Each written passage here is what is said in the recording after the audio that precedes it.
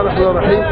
إلى أهالي أبو محمد الكرام، نحن الآن ظهر الحق، ولا بد أن نكون مع الحق، ولا يصح أن نقول إننا محايدون، فلا بد أن ننحاز إلى الحق. وقد ظهر الحق مع رئيسنا محمد مرسي، فلا بد أن ندعمه بكل ما نستطيع، ولنكن على ثقة بأن الله تعالى سينصره وينصر الحق إن شاء الله. فربنا سبحانه وتعالى كتب النصر لأهله، كتب الله لأغلبن أنا ورسلي إن الله لقوي عزيز.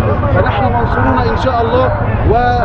وأهالي أبو المضامير الكرام لابد أن يدعموا هذا الرجل بشدة، لأننا في هذه الحالة إنما ندعم الحق وندعم الإسلام، ونكون مجاهدين في سبيل الله بمواقفنا التي ينبغي أن تنحاز للحق وتكون مع الحق، وموفقون ومنصورون إن شاء الله تعالى.